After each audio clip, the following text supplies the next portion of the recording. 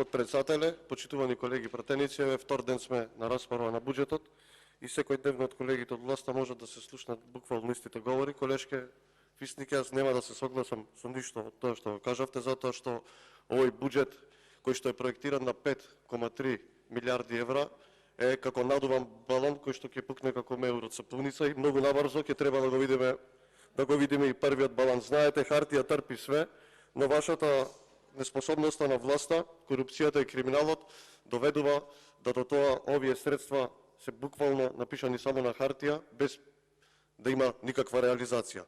Споменавте во вашиот говор, ќе се задржам на ресорите кои што ги водите вие, Демократската унија за интеграција, споменавте дека се предвидени средства за коридорот 8, конкретно имате предвидено околу 250 милиони евра, а во овој предлог буџет имате предвидено 800 милиони евра реализација на капитални инвестиции, што се докажа и со минатите години, дека тоа не е можно и дека не сте способни да реализирате ни 60% од капиталните инвестиции.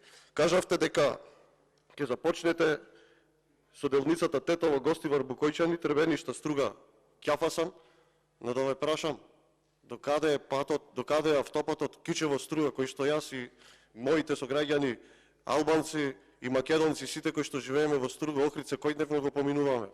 Дупло се задолживте, предвидовте уште 9 клучки, само една е изградена, секоја година го менувате рокот, кога ќе биде изграден, никако да се заврши. Докаде е болницата во Кичево? Понатака, споменавте затварање на депониите и управување со отпад. Па, колешке Висник, јас очекував од вас, од пратениците на ДУИ, да го поддржите амандманот на ВМРО ДПМН е за дислокација на депонијата во Струга, која што ја направи Рамиз Мерко на сред град во Струшко поле,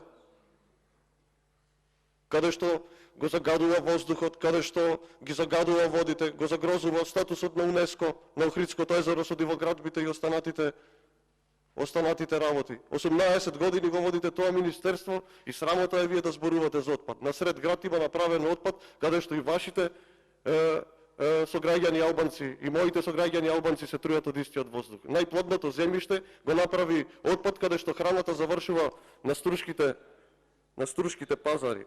Во делот на образованието, повеќе од 5 години ја немате изградена зградата на ФФК и Финки. Над 3000 студенти оставени се на улица. Знаете што е главна вест во образованието? Дека нема учебници е главна вест во образованието. Ето, до тоа дереđe ја доесовте Република Македонија. Освен крадење, плјачкосување, криминал и корупција и недопирливост на функционерите од ДУИ, со ништо друго не може да се пофалите. Благодарам.